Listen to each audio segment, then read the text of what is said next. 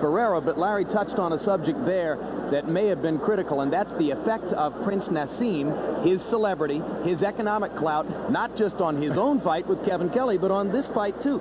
Neither of these fighters could ignore going in that this represented the chance to perhaps step up the ladder and get at Naseem. Yeah, you almost feel like you're given a cold shoulder, and you get up there and you do a lot of things that you're not accustomed to doing, and a fighter like this in the background makes you react and do foolish things, especially prior to a big important fight, and you start thinking your fight is not important. Because of a disparity in the contracts between the promoters and Sky Television, the British concern which is presently telecasting this pay-per-view over in Great Britain, and our own network, there was a legal battle and a discussion that went on until late this afternoon as to whether this fight would take place first or second. Do you think that might have had anything to do with Jones's apparent distractions?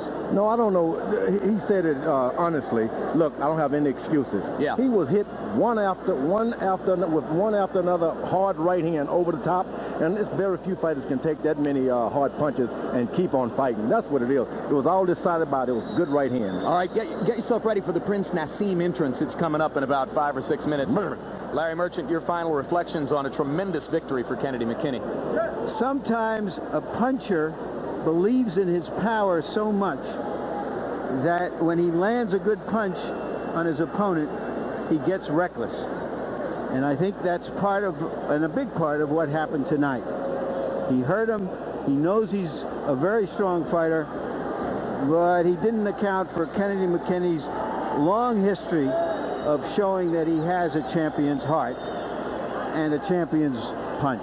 Speaking of champion's heart and champion's punch, Madison Square Garden wants to punctuate this great year in boxing with a tribute to Evander Holyfield. Let's go back to the ring and Michael Buffer.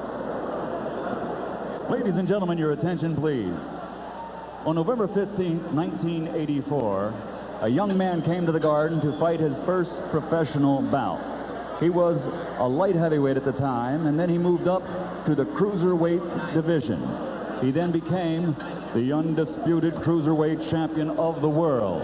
And then in his career, he joined Muhammad Ali as the only man to ever hold the heavyweight title 3 times. Ladies and gentlemen, let's welcome him back to the ring where it all started for a very special presentation. Here is the 3-time heavyweight champion of the world from Atlanta, Georgia, Evander Real Deal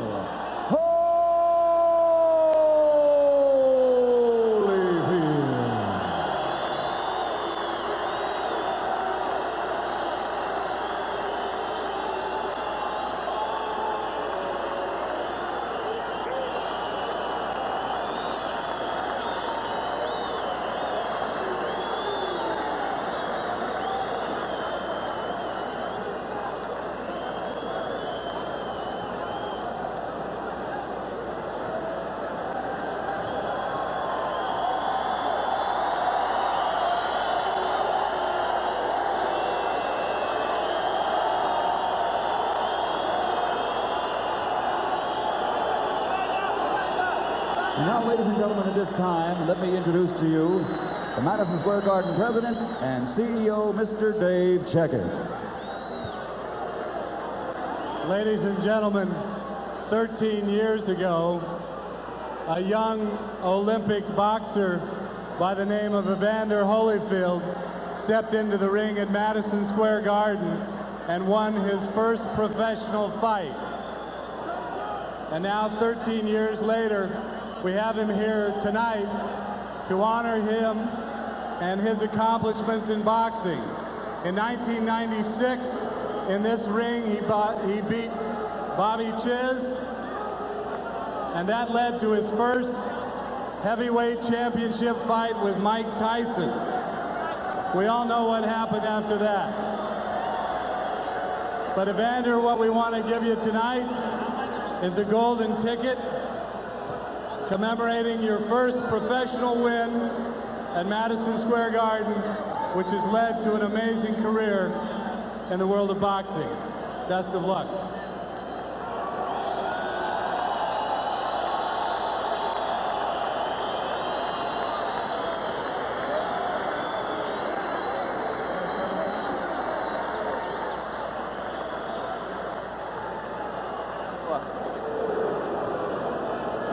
A fitting tribute to the number one. First of all, I'd like to thank the Lord. A fitting tribute to the number one heavyweight in the world, Evander Holyfield. And now, as the crowd continues to buzz about Kennedy McKinney's big comeback against Junior Jones, we get ready for the main event of the evening. The first fight on these shores for Europe's most celebrated featherweight, the flamboyant Prince Naseem Hamed. Prince Naseem Hamed and Kevin Kelley are literally worlds apart. Hamed grew up in Sheffield, England, after his parents immigrated from Yemen in northern Africa. Kevin Kelley was born and raised in Queens, New York, about 10 miles from Madison Square Garden.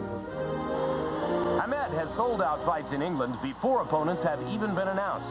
In Yemen, he's mobbed like a rock star. And several postage stamps there bear his likeness. Kevin Kelley is a New Yorker through and through. But rest assured, he can walk down almost any city street unrecognized.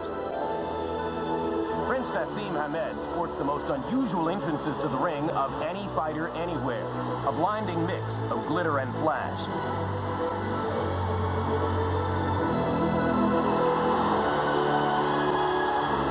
In the ring, Hamed's unique style defies laws of balance and power. He defines unorthodox. Hometown special here. When the Americans see this, I'm telling you. There he is.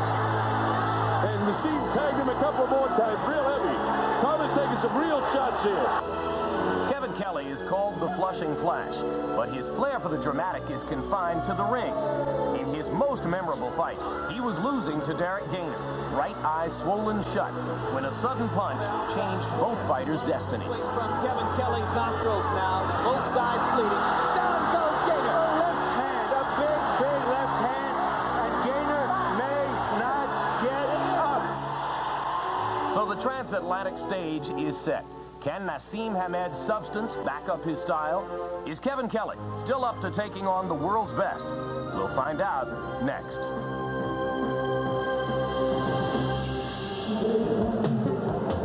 So we are live in Madison Square Garden and moments away from Prince Naseem Hamed against Kevin Kelley, perhaps the two best featherweight fighters in the world. It is scheduled for 12 rounds. What an exquisite mystery. Is he a fraud or is he a genius, reinventing the sport at this level with his extraordinary style? All these celebs have turned out to see Peter Boyle, Rosie Perez, Spike and Mrs. Lee, Pernell Whitaker and Evander Holyfield among the boxing contingent. James Bond, here's Brosnan, here because tomorrow never dies. So we get ready to see Prince Naseem come into the ring. Larry Merchant, among the many questions, how do we know if he's for real? How do we specifically know if he can take a punch from a legitimate hard puncher in this division like Kevin Kelley? We don't know, Jim, and that's why we're here, to find out whether he's the wonder that he, and in fairness, many others think he is, or whether he's just another nervy con artist in New York City. We do know that he has nerve. He got off a plane with 40 pieces of luggage, says he was single and available, and would somebody please introduce him to Cindy Crawford, the model. He invades New York City, challenges a New York kid in Kevin Kelley, 30 years old, never fought in the Garden before, on his turf. He is a sensation, but he is now flying on a high wire without any net below, doing handstands and handsprings up there, which will certainly make him fight hard. But if he becomes a falling star, nobody is going to reach out to pick him up. Cindy Crawford didn't work out, Jim, but Kevin Kelley, I'm told, will be here for a date. He would have needed that high wire for Cindy Crawford because the Prince is 5'3", and Cindy most definitely is not. But we turn our attention to the Kevin Kelley side of the story, George, because he is the proven commodity here. Amazingly, though, even though it's Kelley's town, and in some ways it ought to be seen as Kelley's fight, Prince Naseem seems to have taken over psychological control of the situation and the build-up to the fight. How does Kevin combat all that? Well, it's kind of frightening when you go to see a fight, or people don't even come to see him fight. They come to see him. Kelley's going to have to deal with it. I've been in that position before. It's pretty devastating, but if you go back on your basic, left jab, right hand, then you finish it with a hook, you can change things tonight. And that's what Kelley's going to have to do. Go back to and stay with the basics. All right, so as we get ready for the main event, we remind you that you can follow along on our HBO Boxing website, www.hbo.com/boxing. Take advantage of the chance to keep score on our interactive scoreboard.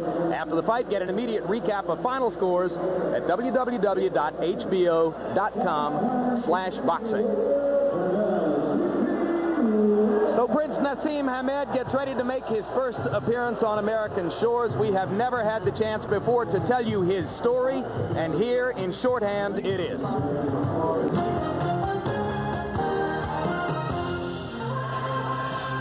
Prince Naseem Hamed isn't really a prince.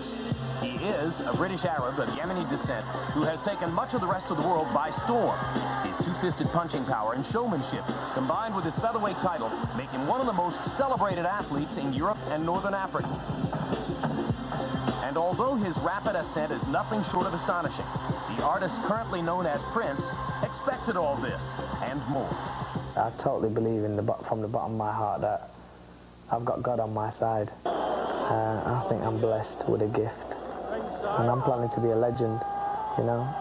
In my eyes, I'm destined for greatness. Well, he's a living legend here in Sheffield. They see in him a genuine British sporting hero for the 1990s. A kid like them. A kid who only 3 or 4 years ago was living above his parents' shop. This is not a kid 50 times removed from them. This is a kid just like them. Well, maybe not just like them. Hamed's flamboyance, both in and out of the ring, earns him his most ardent supporters and his most fervent detractors. People either love him or hate him. There really isn't any in between in my eyes. There's some people that think, oh, he's this arrogant little boxer or whatever, from all the crap press that they've read. He's so good, he's told people he's so good, and he doesn't bow down, he doesn't kowtow to anybody. He does his own thing. And it's that type of attitude that I think has lost him an awful lot of friends. The people only see what he's like in the ring. But he's not arrogant. He's a proud man, and he deserves to be a proud man. It's not arrogance. It's super confidence. People anywhere can be crossing their fingers, crossing their legs, and dying for me to lose if they want. But it doesn't really matter because I ain't losing. Naysayers aside, it is Prince Naseem's remarkable popularity, not his arrogance, which makes him a commercial success. We've done things with Sony. We've done things for Audi. The Adidas campaign has been unbelievable. The prince will come.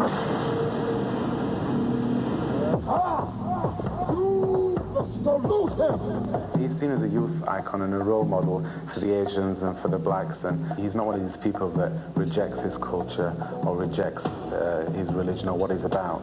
To live the life as a Muslim and train and box, it's a perfect match, perfect combination. But and then you bring my family into it, where that's even the best ever. While Prince Naseem's commercial appeal isn't open to debate, the merits of his work inside the ring remain in question. Spotty opposition and a beyond unorthodox style have helped showcase his obvious talents. Among boxing diehards, though, the debate rages on. How good is Prince Naseem? What really establishes Naz and makes Naz different is the power. I've never seen one boxer leave so many people on the floor or in their trainer's arms in tears. He's made very, very good champions cry. I said the people, he can go from featherweight to super middle. He can go up 8 weights and beat right up to super middleweights. In my opinion, he's in the same group with the top 5 or 6 or 7 featherweights or super featherweights in history. Lofty praise, but at 5 feet 3 inches, Hamed's ability to fight effectively at dramatically higher weights is doubtful. In fact, until he proves himself in America against top-flight competition in his own division, the celebrity he's used to in the UK and the Middle East will be reserved for those parts of the world. He couldn't be just another boxer in America. You know, he couldn't just be an Arturo Gatti or a Junior Jones. And no disrespect to those 2 very fine champions. he will have to be a big star. And want to become one of the greats, you have got to do it only in America. I keep saying that I'm here on business and I'm ready to conquer America. So it made me thinking, who's this flash little guy coming up, you know? And I've heard plenty of things about him, but when I say I'm ready to conquer America, I mean I'm ready to conquer America.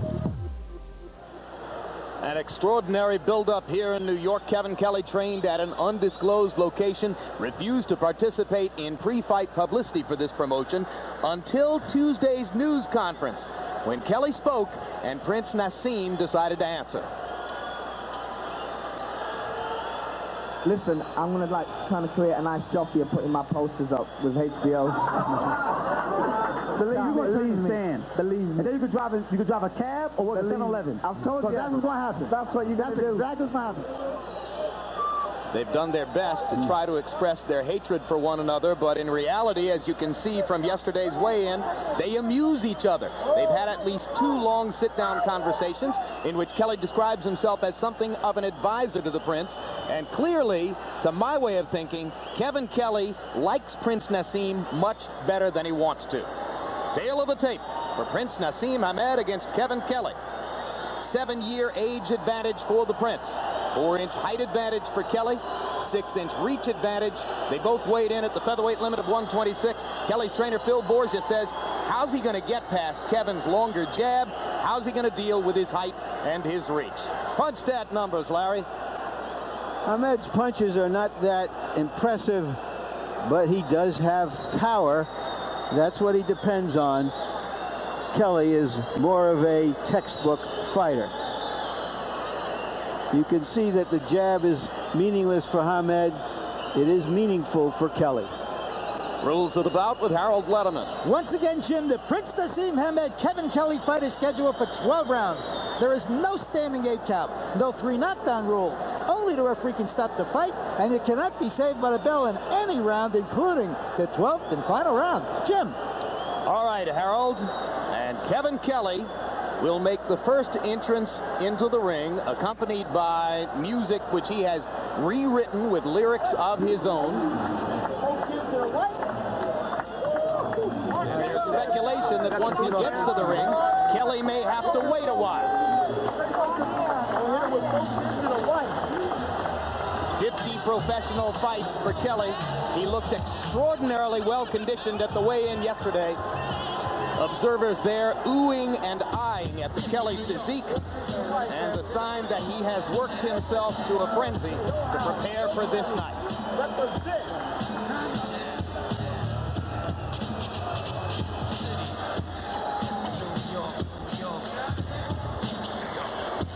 Kelley's own element of showmanship now on the big screen, a series of Kelley knockouts, as he attempts to steal a little bit of the Prince's thunder before the Prince's own extravagant entrance into the ring. Kevin told us in advance that he would not leave his dressing room and march out to the ring until the videotape was completed, which may leave some here in the crowd wondering exactly what it is they're watching. But the boxing fans know. The Flushing Flag.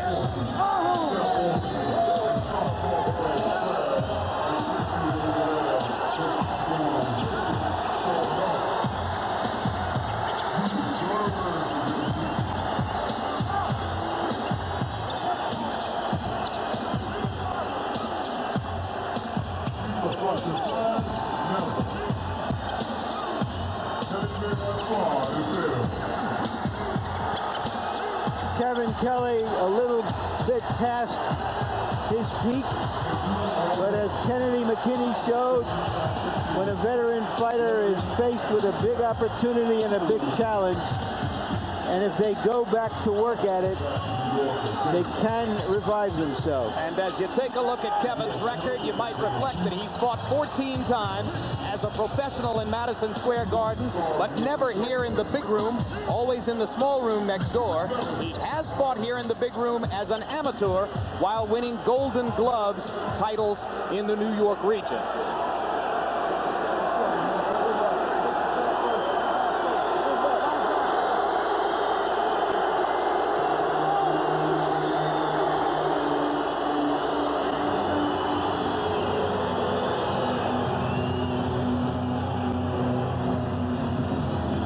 a fashion show, Jim, or a prize fight? What do we got on this runway? Hey, if we see Cindy Crawford, we'll know it's a fashion show.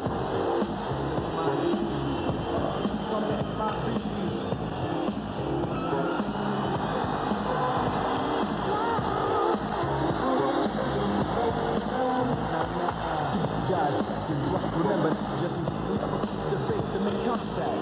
Title by me and my feet. This is so silly, it's kind of great.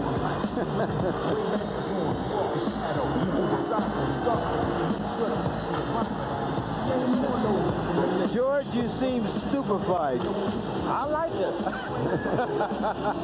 I really like it. Well, it certainly seems for much of the crowd, that's for sure.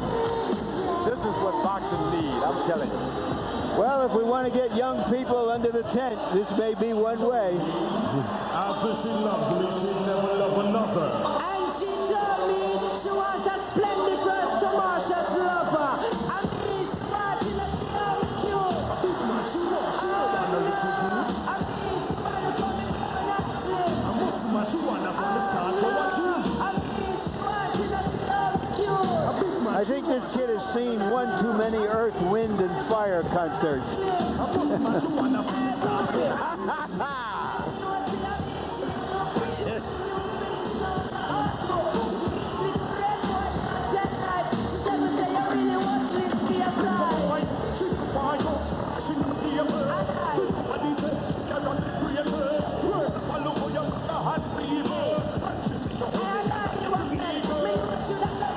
The promotion has budgeted 10 minutes for this. Kelley and his trainer Phil Borgia have been told that it could take as long as 10 minutes. Borgia in the ring has the pads on his hands and is inviting Kevin Kelley to go ahead and warm up against the pads. The two of them building their anger and stoking a fire that's been burning for months, while the Prince dawdles behind the screen. Hector Camacho, Jorge Paez, Michael Jackson, and P.T. Barnum all rolled into one. You know, when you're accustomed to doing things like this in your home and you come out and don't do it when you're abroad, it can mess with your sight. So he may be trying to protect every little edge he has. Well, he knows he owns London. He now believes he owns New York. Believing is half of it. George, do you think that a prize fighter's stardom is transferable the way a rock group's stardom is when you come across the ocean? If you win, you're able to do it, but you've got to win, and you've got to win big. Kelley moving and dancing and pumping punches as he walks around the ring. He offered to us that he thinks he's seen some of Hamed's opponents get distracted, get cold while waiting in the ring for the Prince to come in, and that he would not be a victim of that. Well, twice he traveled to Britain to watch Hamed in person, so he is as prepared for this as anyone might be. Is this all smoke and mirrors? Well, smoke. And I don't mean Derek Gainer.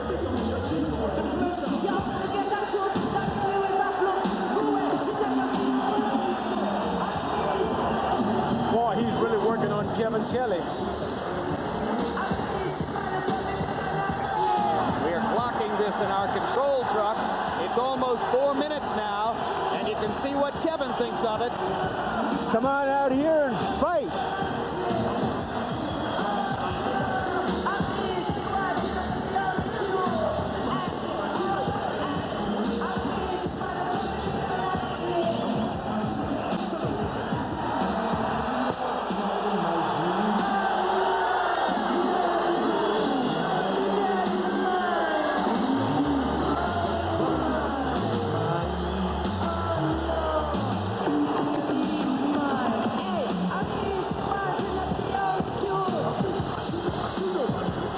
That's what I like. British understatement.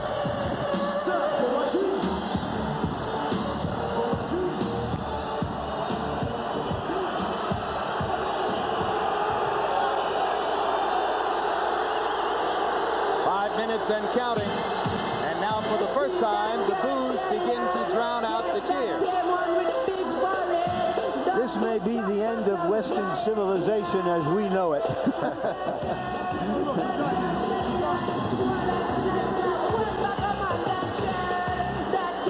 So, I'm glad we were designated to televise it.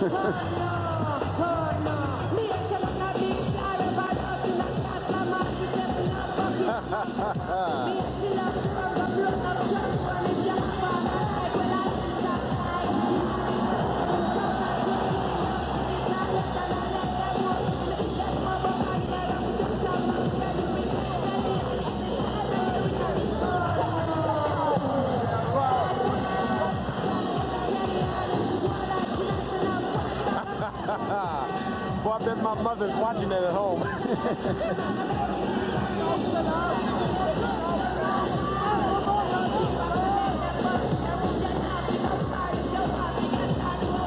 He says he has music in his head. I'm not sure I want to hear it. 6 minutes and counting. The entrance of Prince Naseem Hamed.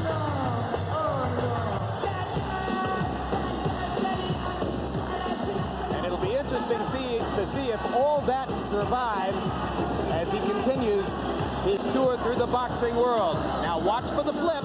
Back flip over the top rope. Or perhaps a forward somersault over the top rope. Here it comes.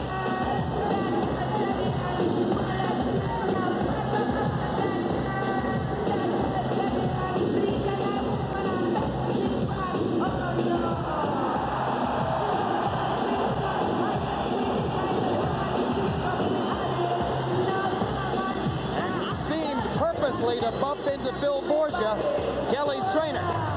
And now face-to-face with Kevin, and the fisticuffs almost begin before the official introductions. Boy, I'm excited. I tell you, I like it. I like it.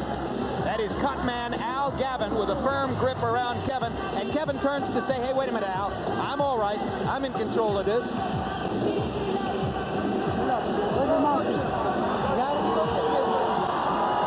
Benji Esteves checking to be sure that Hamed has brought a mouthpiece with him. Shall we show you the record? 28 wins, 26 KOs, 18 of them inside 3 rounds. He has openly predicted to Kevin Kelley's face that he'll knock him out in the 3rd round. Let's go up to Michael Buffer.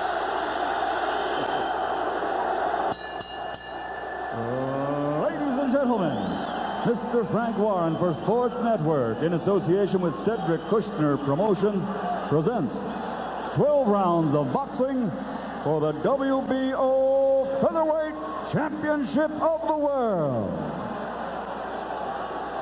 Sponsored by Adidas, with special thanks to the Ministry of Sound in London, official suppliers of this evening's music taken from their dance album, The Annual 3. This bout is sanctioned by the World Boxing Organization. President and supervisor at ringside, Francisco Barcasel. It is also sanctioned by the New York State Athletic Commission, Chairman, former Olympic gold medalist and 2-time world heavyweight champion Floyd Patterson. Commissioners in attendance at ringside, Rose Trentman and Melville Southern. First Executive Director, Tony Russo. Executive Director, Jim Bosanello. Director of Boxing, Bob Duffy. Our physicians at ringside, Dr. Arnold Illman and Dr. Rufus Sadler. Timekeeper at the bell is Jim Borzell. The 3 judges scoring this bout on a 10-point must system will be Jose Rivera, Victor Salamone, and Eva Shane.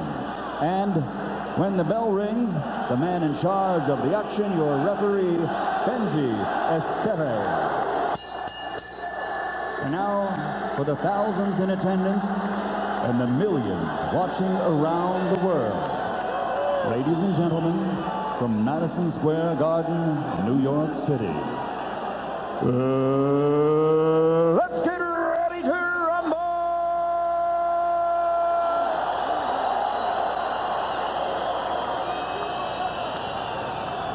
Introducing first, fighting out of the red corner, wearing green trimmed with gold and weighing 126 pounds. His professional record an outstanding one. 47 victories, 32 by knockout with only 1 defeat and 2 draws. And he has captured 2 world titles. Ladies and gentlemen, from Flushing, New York, here is the WBO number 3 ranked featherweight in the world and former 2-time world champion, the Flushing Flash, Kelley.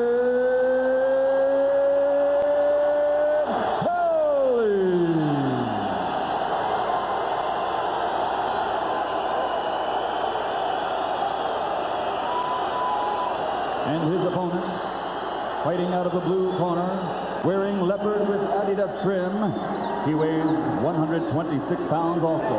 And he also has an outstanding professional record of 28 consecutive victories without a blemish, 26 by knockout. And he also has captured 2 world title belts. Tonight, he comes to America to show the world he must be considered as pound for pound among the best in the world.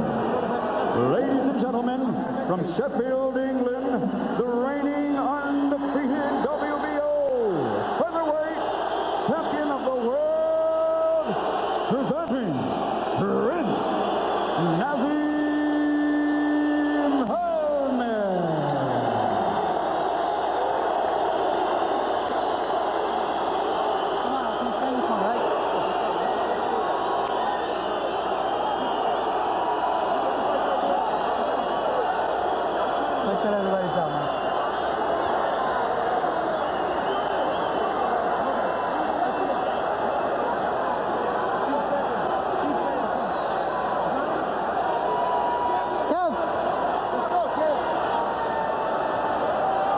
Okay, man, this is what it's all about.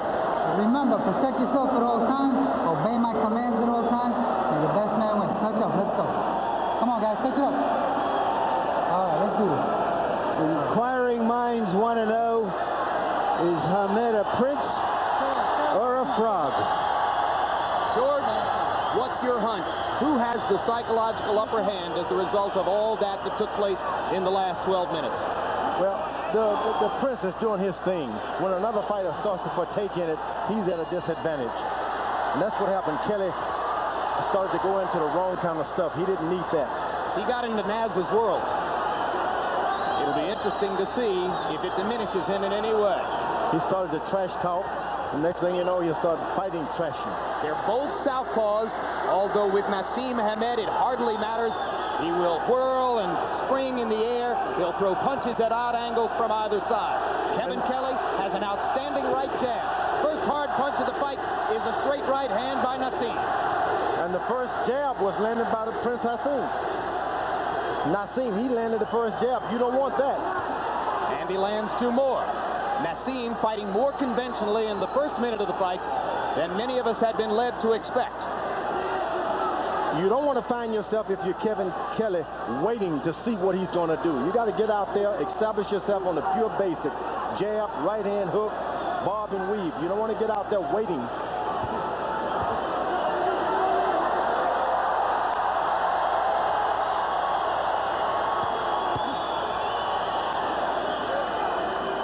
Kelley has missed with most of his punches so far. Hamed has been able to land straight right hands. Now Hamed switches to a conventional stance. Kelley, it seems, has a bad right eye. He seems to react as soon as it's touched by any punch. Well, you saw the swelling in the Derek Gainer fight, the bad swelling on both eyes in the Alejandro Gonzalez fight.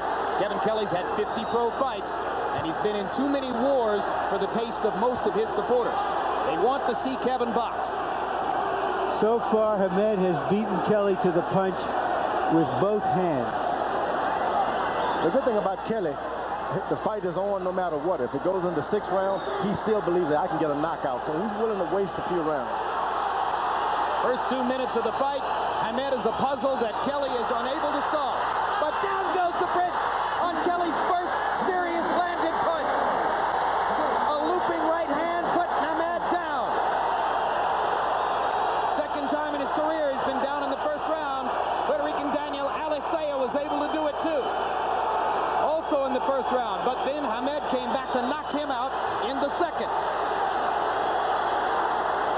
We all were wondering what was going to happen when he caught a punch from Kelley. We saw it. Yeah, and Kelley believes in his power, so you'll never discourage him, even if his eyes are swollen, if he's cut. Kelley just missed with a hard left hand. Hamed switches into a conventional stance. Kevin, for a couple of beats, was in a conventional stance himself. Now he goes back to his regular southpaw. Hamed switching from side to side as he faces the man who has floored him in the first round.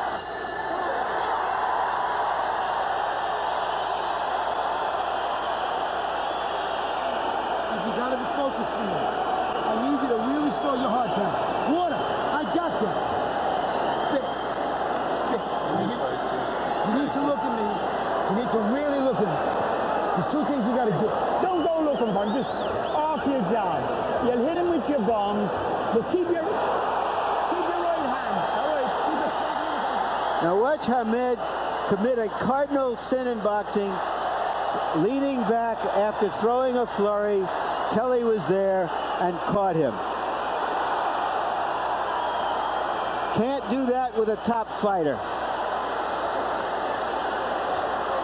A little bit of hubris there, a little bit of overconfidence, thinking that it couldn't happen to him. It did. Go, go, go. CompuBox numbers show Kevin Kelley landed only 10 punches in the first round, but it only took one to do the damage which won him the round. I think it was a wonderful feat by Naseem to be able to get knocked down and then have your opponent running from you at the end of the round. He got up and made Kelley run.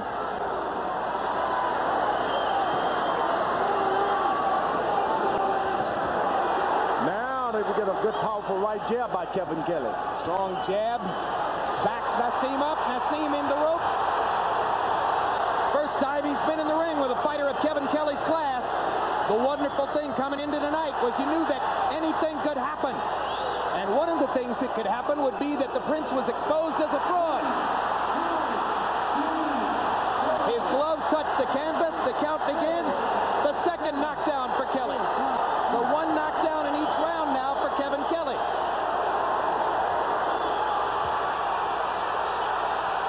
Yeah, I think the last knockdown was fluke. Kelley was down. I thought that was a knockdown, that Kelley should have been scored for a knockdown. Benji Esteves waved it off and ruled it a slip. So it does not count as a knockdown against Kelley. Hamed's been down twice. The knockdown, the apparent knockdown of Kelley ruled a slip.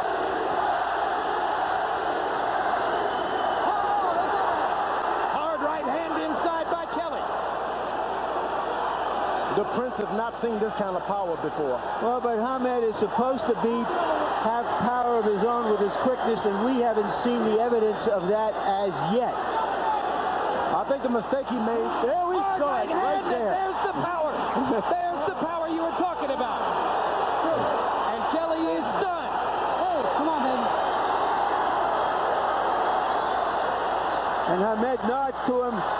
Now we're in a fight. Green light, no. Watch that over, watch that over. Let's go.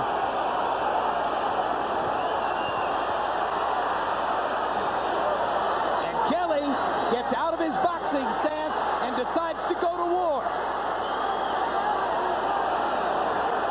Now he settles back. The more Naseem decides to be orthodox, the more trouble he gets himself into. So it's at his advantage to stay wild. Drop your hand, make this guy wait for you. Kelley lands a hard chopping left and another. Naseem seemingly beginning to weather Kevin's punches a little bit better. You can see Naseem is trying to get the rhythm to Kelley, and he's not able to do that. Dropping his hand, switching from side to side. Now he goes back into a boxing stance. 5 seconds. Round 2 is going to come to a close, having seen knockdowns for each fighter.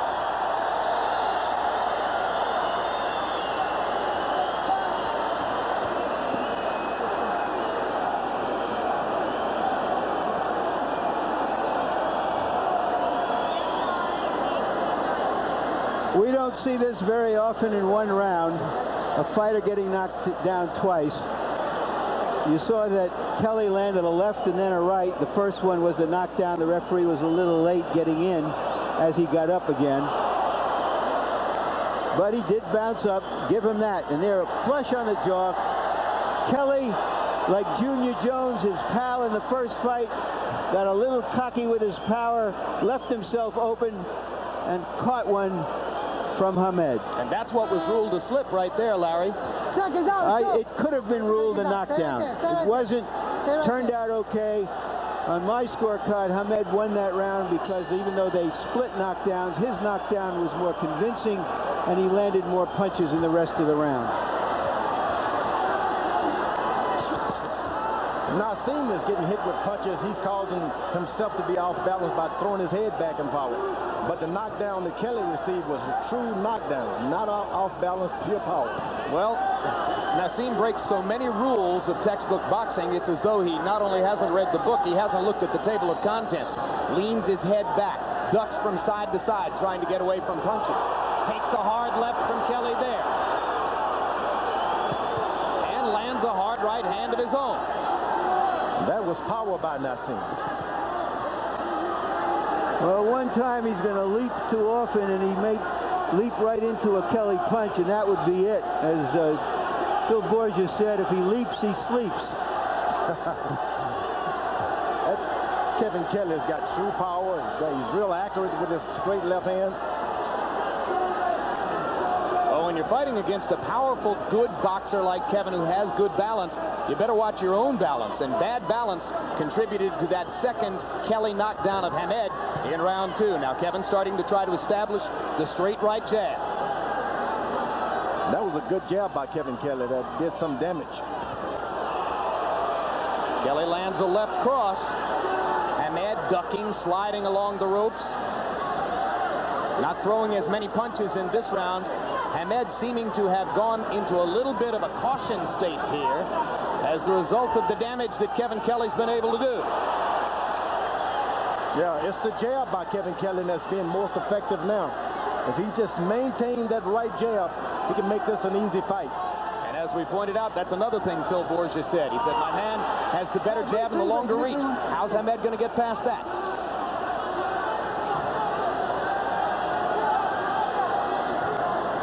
In other fights, he's had his ways, but he hasn't been in with anybody as good as Kevin Kelley. Hamed seems to see dropping his hands in there is not getting him any advantage. So dropping those hands with Kelley can call good night. You got to keep your hands up with a guy like Kelley.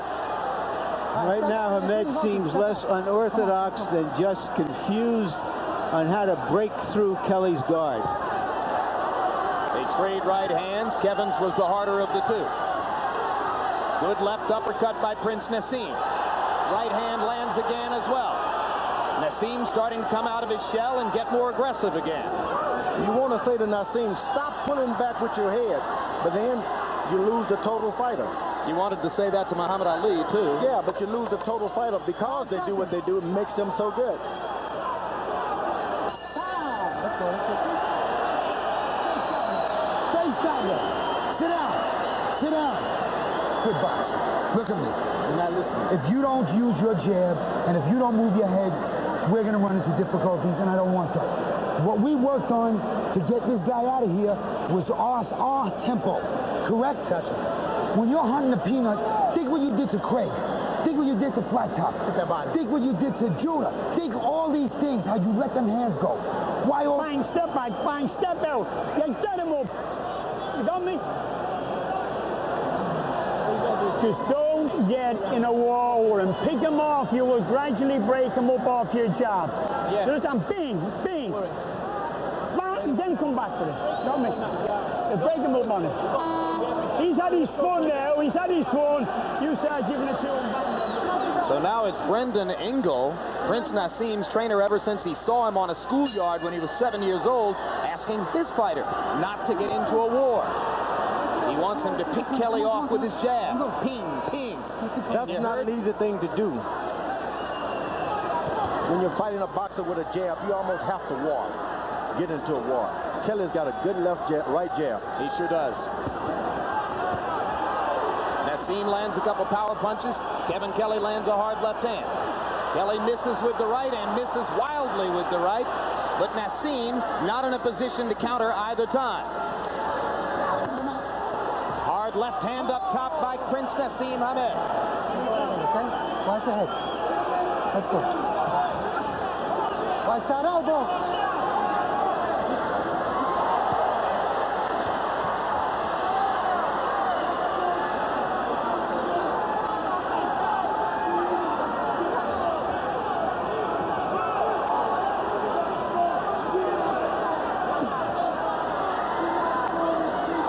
Seems that Kevin Kelley is getting the best of the counterpunching. You would expect the opposite.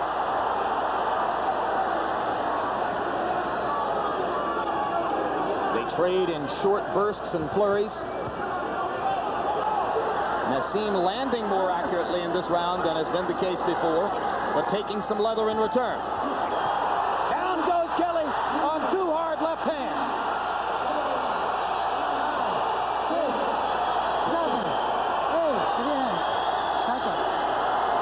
Now they're even. Both fighters down twice in the fight. Ooh, a good Blistering right hand by Hamed. Kelley a little slow to respond here. You got to be careful mixing it up with Kelley because he can fight. And that's going to be ruled a knockdown as Naseem's glove grazed the canvas. So there's the count for that. Third knockdown of Hamed by Kelley, and the Naseem advocates in the crowd boo that. Hard left hand by Kelley, and a right hand shot. Leaping right hand by the Prince. Ooh. And a hard left. And Kelley's down for the third time. Whoa! 6, 7, 8, 9. He's got a half a minute, and he is definitely hurt. He's and the for real. fight is over. He's for real. The Prince is for real. Punching power, George. It's almost like De La Hoya. You don't know where they get the power from. What we just saw was the Hagler Hearns of featherweight fighting. We have never seen a fight like this in the featherweight division on this level. Unquestionably the most memorable fight of 1997, and Kevin Kelley doesn't want it to end. What were there in this fight? 6 knockdowns?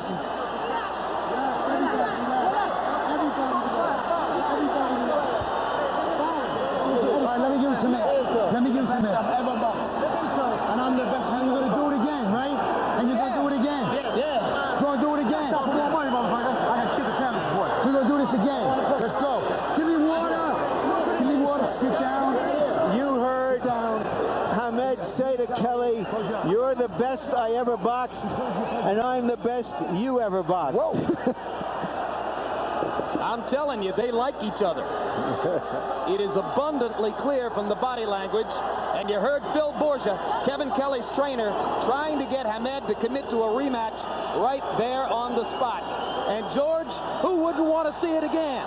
Oh, I would love to see it again. I want to see that entry again.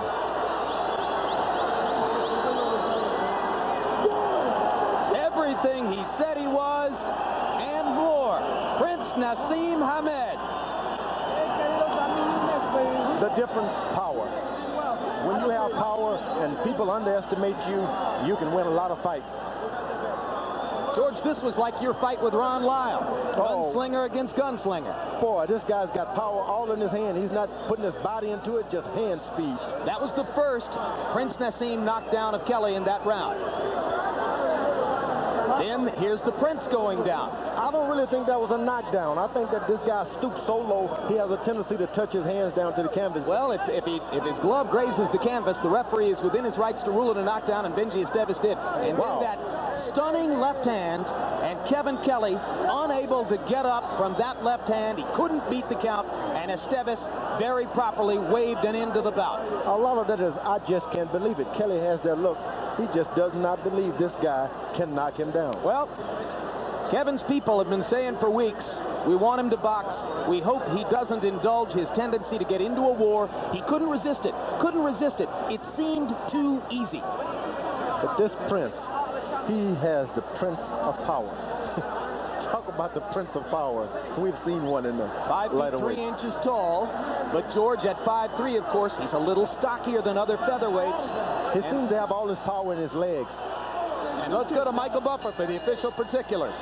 Ladies and gentlemen, before we give the official time, how about a round of applause for the great effort by these two featherweights in the ring at this time, Kevin Kelley and the Prince.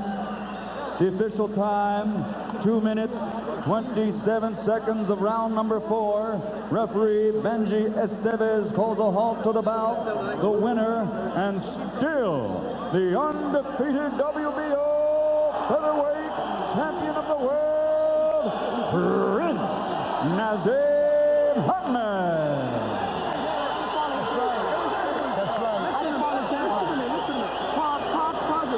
We are positive. They are going to do it again. We can do this right now. I'm just anyone's fight. Try to believe. Well, we know now that even if Larry Merchant kisses the Prince, he ain't going to turn into a frog. Final punch stat numbers. Hamed landing 81 to Kelley 72. Most of the punches were power punches, particularly in the 3rd and 4th rounds. Total punches thrown, Hamed throwing many more in the last couple of rounds to ultimately have a 30-punch edge there.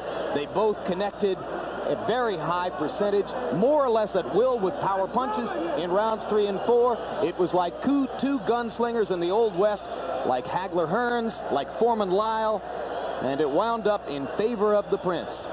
Jabs, an afterthought at this point. But look at that. Who would thought Prince Naseem would throw more jabs than Kevin Kelley? And Larry Merchant is standing by with the Prince. All right, Naseem, congratulations. Thanks a lot, my man. You describe what happened in this fight tonight.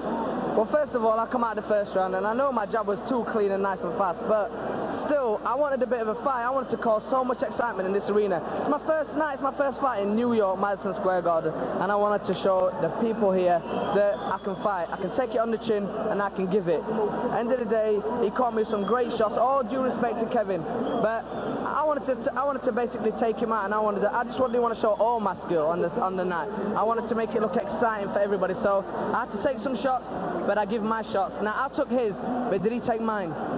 Well, we're going to watch round 1 and the knockdown in round 1 when you were knocked down. Were you? My hair looked good. Were you stunned by what was going on here? Was he presenting a different picture than you imagined? I didn't really see the shot, so I've got to give it him. But look at me, straight up. That's the heart of a lion. That is the heart of a lion. Right. A champion's heart, straight up. Compose myself, get back. Even though I got hit with some good shots, I came back and I gave him my shots. And he didn't take my shot. No. You fought in what appeared to be a more orthodox fashion than you have in other fights. Explain why. Because I was here, it's my first time Madison Square Garden. I wanted to cause some exciting. I wanted a fight. I know I can fight. I know when it comes down to it, when it comes down to heart and of the heart of a champion and getting in there and taking the fight, whatever you've got to take, you've got to give. And I give mine, and he gave his, and he couldn't take it. I knew. When did you sense that he was weakening and that he couldn't really take your power? Well, I started getting closer and closer. I knew once I hit him, now he went down before I took him out, and the referee looked in his eyes and he couldn't take any of it. He couldn't take no more. The referee let me at him again. It'd have been the best. All right, look at that. There you go.